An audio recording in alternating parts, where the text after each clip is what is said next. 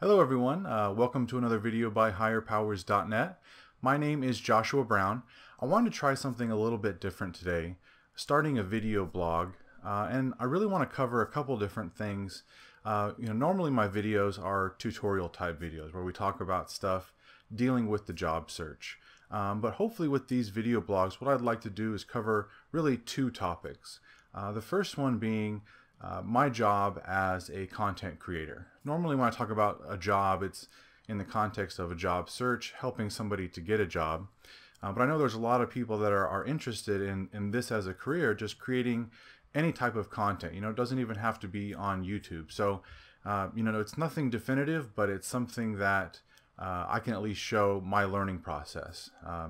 Not that I'm an expert on it by any means at all, but something that I can show you just kind of behind the scenes of what's going on and some of my thoughts about things that are going on in that space. And then also just some updates about the website and my content, the job search, the resume stuff, just to kind of give an update. And I'd like to do this on a kind of a monthly basis. So it's something that I'd like to try, and so we'll kind of see and how this video does, and we'll go from there. But with this first video, what I really wanted to tackle was something about content creation and a little bit about monetization, and really two main companies that if something like content creation, making a YouTube channel, making a website, somehow turning something that you like or you're really good at into money through advertising, basically somehow through the internet. The two main companies, or two of the main companies that you're going to deal with, are going to be Facebook and YouTube. And so I wanted to talk about them, again, not definitively, but just kind of in the context of some of the things that have been happening. And obviously there's a lot of political connotation based on who YouTube is allowing, who Facebook is allowing, and I really have no desire to talk about the politics of it. More so, even if that's a factor, just the cold hard truth of what you as a content creator have to think about when you're using these two vehicles of content for your publishing. So the first thing about Facebook that came to my mind was there was a publishing company recently that had come out and say they have to close their doors because of the change in the Facebook algorithm. And basically that change involved Facebook preferring posts by friends and family members before things like pages, groups, things that you've liked on Facebook. And so this was a huge change, but a year ago when it was going through, he talked very glowingly about the relationship between Facebook and publishers and how they both needed each other, how it was a very reciprocal relationship. And then of course a year later, after that change has been implemented and we've seen the results of it, not so much. It's not really a reciprocal relationship, at least with all publishers. All publishers aren't created equal, I guess you could say. But the underlying issue is that it wasn't true a year ago, even before this change took place, because whether it be this change or some other arbitrary, to the publisher's perspective, change is something that you have absolutely no control over. So again, whether it was this change or something else, it was going to happen eventually, because again, the only relationship that is really valued is especially for something like Facebook, is the end user, so the people that they can sell to, and then the advertising dollars. Now, whether you want to call those people publishers or not, I think is up to you, because you could have something like McDonald's or Coca-Cola. I don't know if you would necessarily call them a publisher, but those are the people that, Facebook knows at least somebody's going to be buying your eyeballs going towards Facebook, whether it be some mom and pop website that wants to get some cheap advertising money in, or it's a actual corporation that's been doing this for decades, if not hundreds of years. So again, the underlying problem, or what I'm talking about, is this reliance on a single delivery method. And we see it not just with this one company, but I'm sure that there have been other nameless companies that have gone by the wayside, that don't get their own news article. And again, all based on getting content through to Facebook.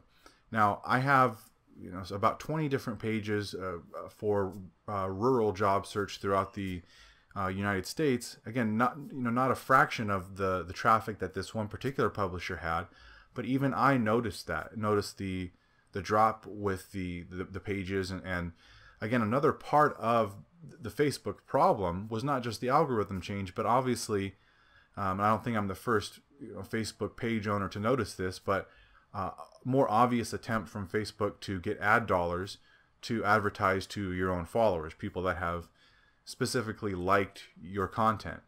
So that's another barrier towards getting your content in front of people that have already said, have already voted, so to speak, that they like your content. So Facebook, really being a problem, and again, the real problem being that there's no real alternative to getting people that are really there. So say something like Twitter. There's a reason that they're not getting the type of ad money Facebook can, because that somebody's there. Whereas in Twitter, it's really anybody's guess. So Facebook is something that you really have to, I think, ride out, or at least, again, I'm not trying to talk from a definitive perspective, like, oh, I've been through this war before, follow me through this. I'm saying this is just my perspective, for the past couple of years that I've been doing something like this. So, that's something to think about, is what's going to be the next place where people's eyeballs congregate in mass daily. And especially, again, one underlying issue of this all is mobile. So that, again, that's when people check on the internet, or check on their phone, it's mostly Facebook, and that's how they're going to be viewing the web. It's not necessarily going to be through their browser. So that's kind of Facebook summed up for me right now, how I'm kind of thinking about it. Okay, and so the second half of the equation, at least for today, is some thoughts on YouTube, and specifically YouTube monetization. Now, there's a lot that we could talk about. You could talk about the adpocalypse, Jake Paul situation, but everything that's kind of been a culmination of where we are today. So the most recent change being the need for 1,000 subscribers and a certain amount of watch time. I don't remember how many minutes, but a certain minute amount of watch time to have your channel be monetized. So speaking from a little bit of experience here, I was a channel that was previously monetized and now don't meet those requirements. But regardless of that change, one of the things I noticed when it happened was there was quite a lot of vitriol from some streamers towards people that were complaining about it. Obviously streamers, or I should say YouTubers like myself, and I agree that they probably needed a little bit of criticism, just because it was a little bit dramatic. Why did YouTube do this to me? It was a little bit coming off as self-centered, I guess. But at the same time, the people making those judgments, I thought, showed a lack of foresight into seeing just how much YouTube not only controls content creators like myself, but really everybody. Because there's really nothing in my mind stopping YouTube from putting it at 100,000, putting it at 1 million. And you might say, well, they would lose the advertising revenue. But again, there's nothing to say that they could just cut you out of the equation completely. It's not going to matter to ABC company. They're going to get in front of the eyeballs of the YouTube users that they want to, whether you're part of it or not. And for lack of a better way of putting it, where are you going to go? Vimeo. I mean, there's not even like a short list of options. I mean, there's just a barren wasteland. And so, again, it showed what happens when they don't value video game content nearly as much, or at least maybe advertisers don't, right? Those streamers, those YouTubers who just do the video game content, what then? Is there going to be some other option that pops up? I mean, they better hope, because they're going to put that towards YouTube, but YouTube's just saying, hey, we've just been the middleman this whole time. If the advertisers don't want you, it's not our fault, it's your fault based on the content. And so one thing I'm seeing is that, unlike almost any other type of job or career path that you went into, when you get into something with the internet, things change so rapidly that if you don't adapt in the most, not even the quickest way possible, but again, with foresight, with having some idea of what are the end users, the people that use Facebook, the people that are going to use YouTube, how are they using it? How are they using it to search for what they want? Not so much what they want. It's that how, it's that process that you're trying to look into. Again, not talking about this in a definitive way. I'm just kind of spitballing my ideas and putting it out there. If for nothing else, just to be able to look back at this in a year and laugh. So, you know, the kind of underlying theme, I think, is to diversify as much as possible. And one thing I wonder if other content creators, you know, there's this kind of with mobile, with a lot of stuff, there's this argument about open versus closed.